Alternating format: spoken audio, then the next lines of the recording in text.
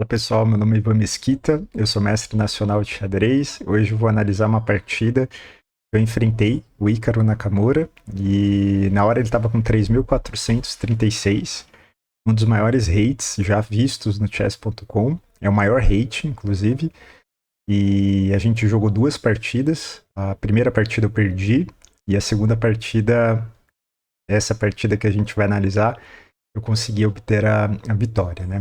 Vamos lá, vamos direto aqui para análise. Ele jogou B3, é chamado de sistema Larsen. A ideia com o lance B3 é colocar o bispo em B2 e ter o bispo na longa diagonal. Eu joguei C5. Geralmente, quando eu enfrento a inglesa, o B3, cavalo F3, o meu repertório para blitz é jogar um sistema que é chamado de sistema porco-espinho. E ele jogou bispo B2, eu joguei B6. Por que porco-espinho? Porque muitas vezes a gente vai colocar o bispo em B7, o peão em E6, o peão em A6 e o peão em D6. Então esses peões, eles são como se fossem espinhos. Eles lutam por essas casas centrais, né?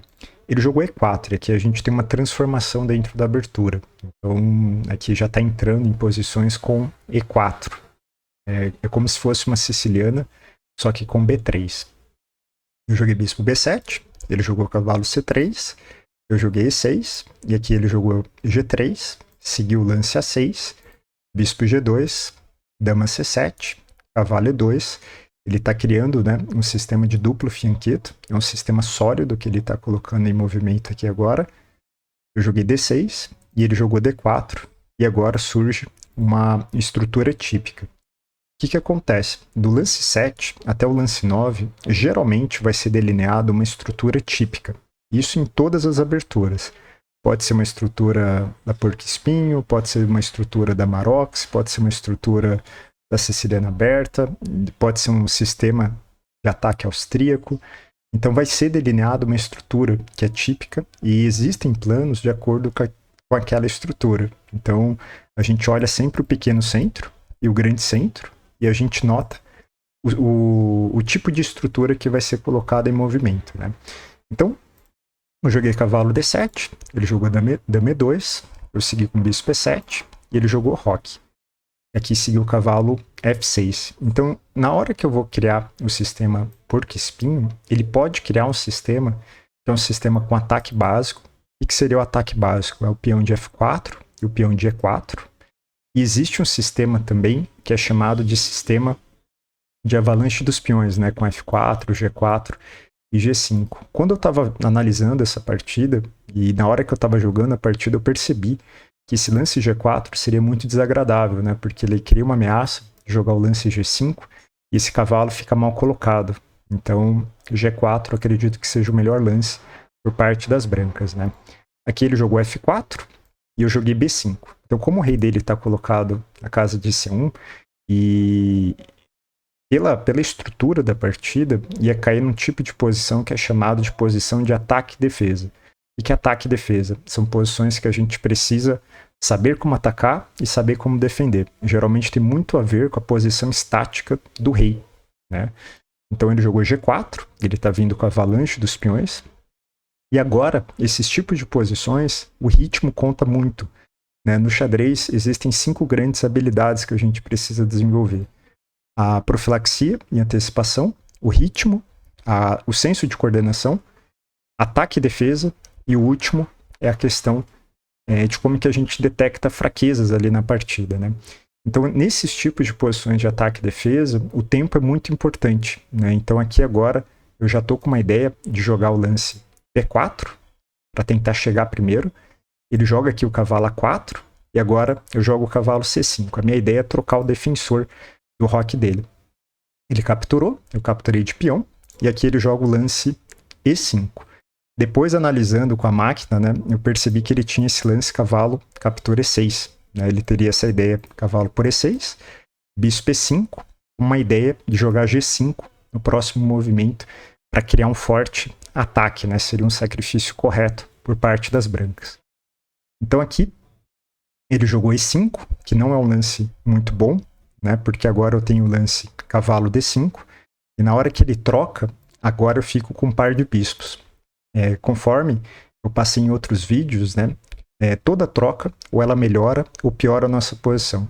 E toda troca, muitas vezes, vai surgir um desequilíbrio. Então eu tenho um par de bispos e ele tem um bispo e cavalo. De uma maneira concreta, eu tenho esse bispo de casas claras que ele não tem, né? Então, ou seja, esse bispo é muito importante.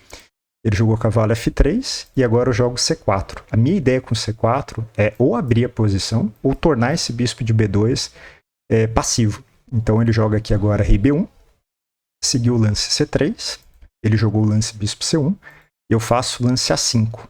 Minha ideia é realmente colocar essa torre para funcionar. Minha torre está no lugar certo. Minha ideia era jogar A5, A por B3 e colocar a dama na casa de A7. Ele faz torre por D5, que é um lance para desequilibrar a posição. Quando a gente fala sobre lances que desequilibram a posição, normalmente são lances de ruptura, de sacrifícios ou trocas, né? Tem muito a ver com esses tipos de lances transformadores, né? Eu capturei, ele jogou torre D1, e agora eu faço o roque. Por quê? Uma das ideias dele é jogar torre por D5 e dama B5. Então eu roco, ele faz o lance F5, então ele está chegando, né, com muita força aqui em F6. Eu faço o lance A4, ele joga o lance cavalo D4, eu capturo, e essa torre eu já ganho, né, o material dinâmico aqui dentro da partida. Então eu segui o bispo C5, e tem um tipo de lance nesses tipos de partidas que são chamados de lances nível 1. O que é lances nível 1? São lances que constituem uma ameaça, né? Lances que são agressivos, que sacrificam, que são ativos, né? Geralmente cai muito nesses tipos de posições de ataque e defesa. Então ele jogou cavalo C2 e D4. Então agora eu estou conquistando um forte centro de peões, né? Então ele jogou F6, eu jogo o lance torre 8, e a minha ideia é gerar um contra-ataque na parte central. Então, como ele não tem um domínio do pequeno centro nem do grande centro, eu tento criar um contra-ataque com torre por E5, né? Tomou. Dama C4, eu jogo dama E4, ele jogou aqui o lance torre F1. A minha ideia o tempo todo era jogar torre por A2, só que agora não é possível, né? Porque ele está ameaçando mate em F7. O lance mais preciso aqui das pretas era jogar o lance dama G6, para defender o ponto de F7 e reforçar essa ideia de jogar o lance D3 ou torre por A2. Eu joguei torre E7, ele jogou torre F4, e aqui a gente começou a repetir a posição, né? Só que ele não queria empatar. É uma posição que eu vi depois que eu tô ganho, é uma vantagem decisiva, e aí ele forçou, ele jogou torre D5, e aí ele leva agora a torre por A2, e ele é forçado a abandonar. Por quê? Porque eu ameaço mate, e se ele capturar com o rei, eu jogo o lance dama por C2. E o próximo lance é torre A7, um checkmate, né? Então essa partida foi a partida que eu enfrentei o Hikaru Nakamura. Claro que foi uma partida blitz, teve muitos erros, mas fiquei muito feliz de ter enfrentado ele. E vamos que vamos seguir avançando, vamos rumo à maestria.